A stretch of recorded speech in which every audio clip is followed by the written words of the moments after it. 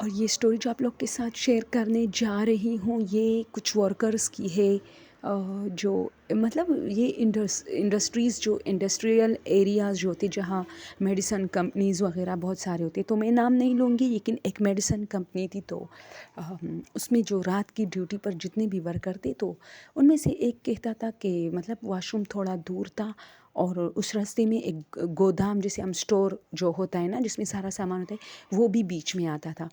تو مجھے جیسے ہی مطلب واش روم آتی تھی تو میں چل پڑتا تھا۔ تو اس میں سے ایک جو ہمارا ایک آنر جو ہوتا ہے جو باس کے تھرو مطلب ہم پر جو نظر رکھی ہوئی تھی وہ مجھے بہت دیکھتا تھا۔ اس طرح 3-4 مرتبہ میں نے نوٹ کیا کہ میں جب بھی مطلب واش روم جاتا ہوں یہ مجھے بہت دیکھ رہا ہوتا ہے۔ تو ایک مرتبہ اس نے سب کو بٹھایا، کچھ بات کرنی تھی کام کے حوالے سے۔ جب ساری بات اس نے ختم کی تو لاسٹ میں میری طرف دیکھا اور کہا کہ جب آپ لوگ واش روم جاتے ہو یا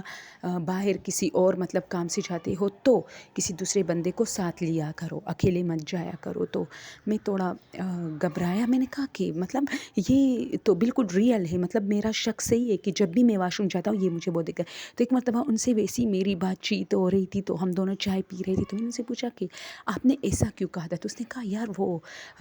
اس لیے کہا تھا کہ تم بہت اکیلے جاتے ہو اور یہ جگہ بہت وانٹیڈ ہے اور یہاں پر بہت سارے لوگ ڈرے ہیں، یہاں تک کہ مطلب بہت لوگوں نے اپنی آنکھوں سے کچھ دیکھا ہے اور ان کی حالت کافی خراب ہوئی ہے۔ تو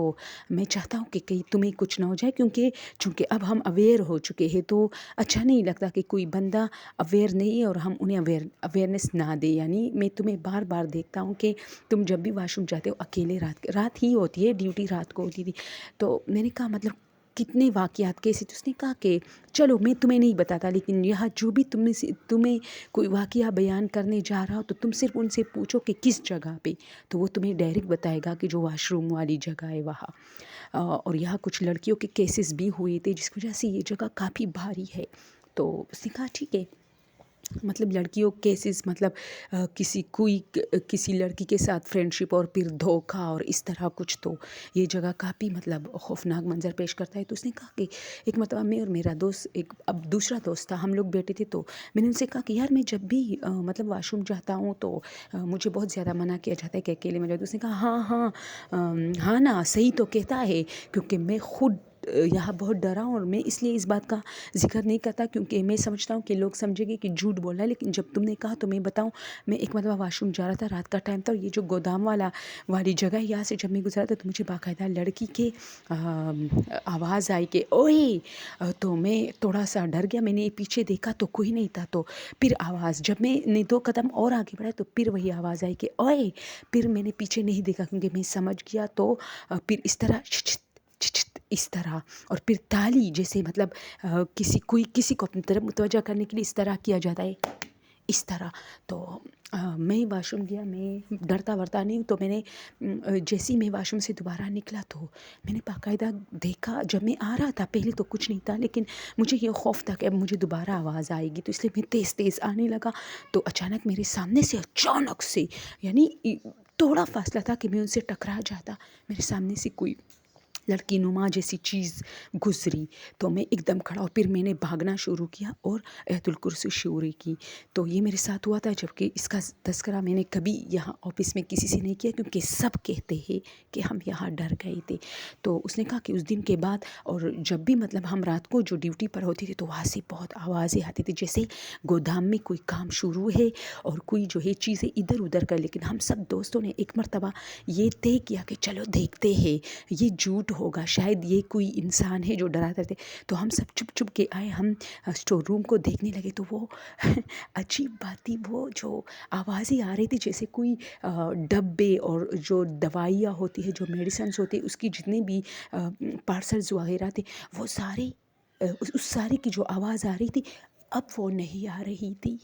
اب وہ بالکل جیسے کوئی ہمیں دیکھ کے ہنس رہا ہو کہ مجھے دیکھ رہا ہے۔ تو پھر جیسے ہی ہم تھوڑا پیچھے ہٹے اور واپس اپنی جگہ پہ چلے لگے تو پھر سے وہی آوازیں دراز دروز ڈاس اس طرح۔ تو ہم پھر رکے، تو جیسے ہم رک جاتے وہ بھی وہاں رک جاتا تھا وہ۔ تو پھر ہم نے سوچا کہ کوئی ہے جو کہ ہمیں دیکھ رہا ہے اور پھر سمجھ جاتا ہے۔ تو ایک مرتبہ ہم چپ کے آئے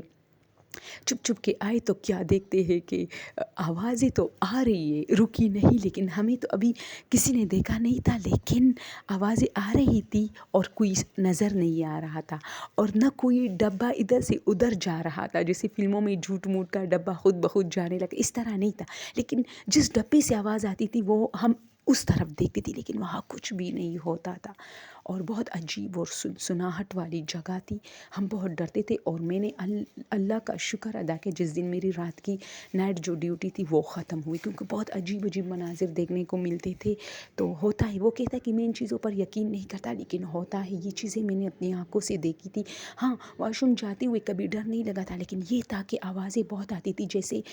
کوئی لڑکی اوئے اوئے اس طرح، اور ششت، اور یہ چیزیں بہت ہوتے تھے لوگوں کے ساتھ، بالکل عام ہوئے تھے، تو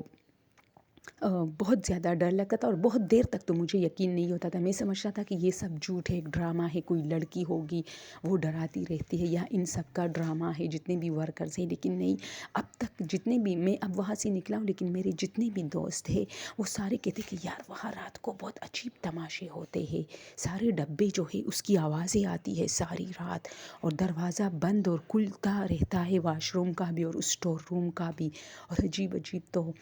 بہت ہارر ہے دوستو۔ خیر، یہاں جتنے بھی پاکستان سے لوگ ہوگے وہ نہیں سمجھ پا رہے، کیونکہ میں نام نہیں لے رہی، تو ہے ایک میڈیسن کمپنی جس میں یہ سب کچھ ہوتا رہتا ہے، بہت بڑی ہے، تو بس یہ تھی چھوٹا سا واقعہ تھا، آپ لوگ کے ساتھ شیئر کرنا چاہتی تھی، اور چھوٹے چھوٹے اس لیے کرتی ہوں کیونکہ آپ لوگ میری طرح بور ہو جاتے ہیں لمبی لمبی سٹوری سے، لیکن اسے لمبی سٹوریز بہت اچھی ہوتی ہے، اس میں بندہ بہت ڈوب جاتا ہے کہ کیا ہو رہا ہے۔ اوکے، تھینک یو سو مچ، اپنا خیال رکھیے، اللہ فامان۔